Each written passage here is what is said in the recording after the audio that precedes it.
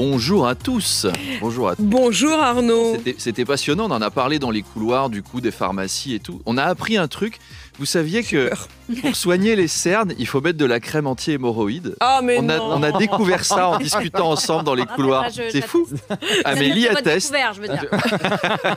Vous êtes essayé de la conversation. De la conversation. C'est ça, Amélie, j'ai bien compris. De la Voilà. conversation. authentique. C'est un sujet de Stéphane on terra atteste, notre tout le monde source. atteste. Testez ça chez vous.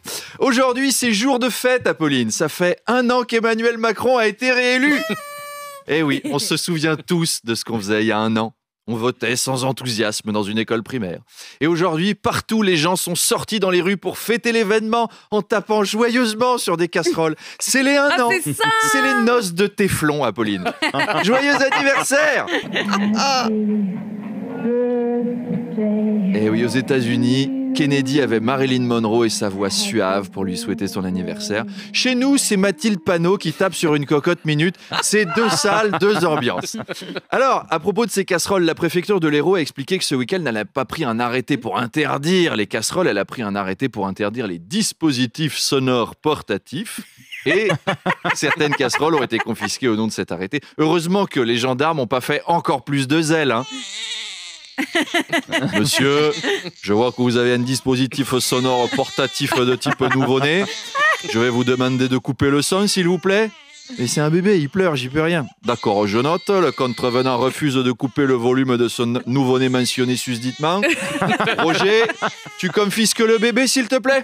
On le range dans le camion, il reste de la place dans la boîte à gants. Sinon, tu le mets dans la glacière à pique-nique, ça va l'éteindre. Regarde les autres, on les entend plus.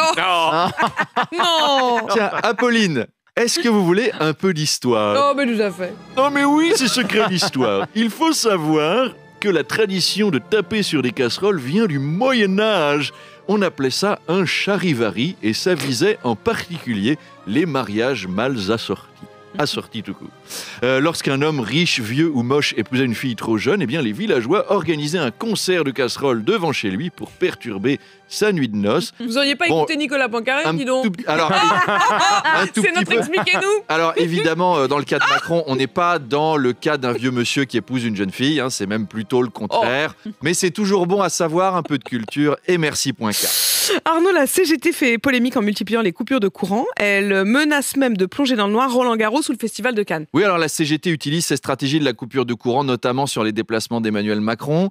Faut pas qu'il aille rendre visite à Schumacher, hein, notre président. Bonjour Michael.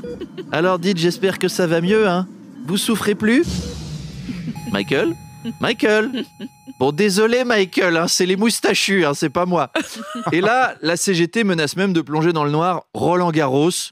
En termes de menaces, ça va. Vous le direz à Sophie Binet tout à l'heure. C'est pas ouf. Le tennis, ça se joue en plein air, sans électricité, avec des raquettes. Bon, t'enlèves le courant, ça va pas forcément se sentir. Le seul truc qui va être impacté, c'est les retransmissions télé. Ah, zut! Comment on va faire pour voir les Français se faire éliminer au 2e tour?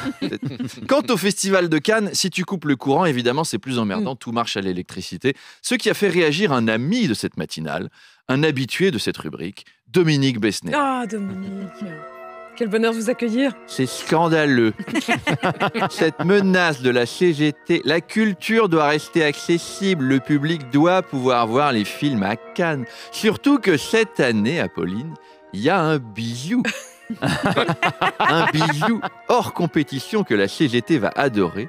Un biopic de l'icône de lutte ouvrière, Arlette Laguillet. Une Arlette Laguillet puissamment incarnée par Fanny Ardant.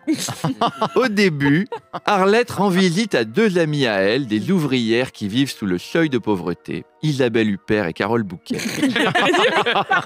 Elle vide les boyaux des volailles depuis 30 ans dans une usine Père Dodu à Boulogne-sur-Mer. Isabelle Huppert met la viande dans les barquettes, pendant qu'avec les tripes, Carole Bouquet fait des nuggets pour les enfants. Tout ça à 18 heures par jour pour un salaire de misère, en entendant les discours de leur patronne, joués par Agnès Pannier-Runacher. Lorsque tu vas sur une ligne de production, c'est pas une punition. Voilà, elle nous fait un petit caméo surprise, Agnès. Révoltée, Fanny Ardant harangue les ouvriers. Mes amis exploitaient, Révoltons-nous contre la bourgeoisie possédante, les privilégiés qui veulent nous spolier. Nous, les gens du peuple, nous sommes exaspérés, énervés, ça va chier. C'est d'une scène magnifique. En plus, pour que Fanny ait l'air d'une communiste, on lui a fait une coupe au bol et on lui a mis un bout de scotch noir sur une dent, qu'on ait l'impression qu'il en manque une. Arlette rencontre ensuite Alain Krivine, un syndicaliste bourru, Lambert Wilson, qui lui dit « Mais nous devons éduquer les masses populaires, merde quoi, putain de bordel de saloperie de patronat, et abolir le capitalisme financier, merde quoi. Oui, mort aux financiers. Ils finiront sur des crocs de bouche. Viens, allons voir Robert Rue, merde quoi. Robert Rue, c'est Francis Huster. Avec une barbe de nain de jardin. Ensuite, Fanny Ardant affronte la chef de cabinet de Valéry Giscard d'Estaing, une bourgeoise prétentieuse et hautaine, la macroniste type, c'est Yolande Moreau. Le film s'appelle Arlette, la dure lutte.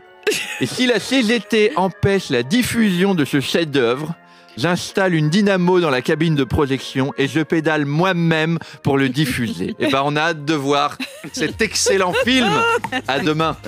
À demain, Arnaud. Et justement, dans un instant, je vais te créer des artistes. Arnaud Demanche est passé par le Standard. Et ce qui fait réagir ce matin, c'est les 10 ans du mariage pour tous. Eh oui, Apolline, 10 ans. Et ça fait une éternité, hein. Surtout pour ceux qui se sont mariés. Julien, qui s'est marié avec son compagnon quasiment tout de suite, nous a dit au 32-16 « Mais quel con! Pourquoi j'ai fait ça? J'aurais pu continuer à m'éclater avec mes potes en boîte de nuit. Là, je dois regarder The Voice avec mon mec. Petit secret entre voisins le matin. J'ai l'impression d'être marié à Apolline de Malherbe. Le dimanche, on va chez Ikea. On doit héberger sa mère 15 jours. Franchement, j'aurais dû défiler avec Brigitte Bardot et la Manif pour tous. Alors que vous soyez homo, hétéro ou autre chose, ne vous mariez pas. C'est une arnaque. » Il est heureux, ce mec-là. Philippe de Villiers a réagi en nous disant... Ce triste anniversaire me rappelle le beau combat de la Manif pour tous, mené avec les défenseurs de la famille traditionnelle et équilibrée, comme Christine Butin, qui a épousé son cousin. Aujourd'hui, je lutterai avec la même énergie contre ce pouvoir inique. Oui, ce pouvoir inique les traditions, inique la famille, inique les valeurs. Si un jour je suis président, j'abolirai cette horreur. Je remettrai les prêtres pour faire la classe. Christine Butin sera aux finances. On fera des économies en déremboursant la contraception. On n'aura plus de problème de retraite. Brigitte Bardot sera à la culture et ne financera plus ses œuvres pleines d'homosexuels agités et de goudous moustachus. Retrouvons nos pancartes. Un papa, une maman, un papa dans maman. Alors, beaucoup de politiques qui avaient voté contre la loi à l'époque sortent aujourd'hui les violons pour expliquer qu'ils voteraient différemment aujourd'hui. Valérie Pécresse a déclaré, ça c'est une vraie citation, elle est authentique, sur le mariage homosexuel, j'ai changé d'avis parce que tout simplement, j'ai réfléchi. Alors, petit conseil Valoche, effectivement, c'est mieux de réfléchir avant de voter un truc. Message aux politiques actuels, pensez à appliquer le tuto Pécresse, réfléchir au sujet avant de voter. Il y a des projets de loi écolo qui arrivent. Voilà, ça vous évitera d'avoir l'air con dans 10 ans. Allez, à tout à l'heure. Réfléchissons. 7h27, on vous retrouve à 8h20, cher Arnaud Demanche.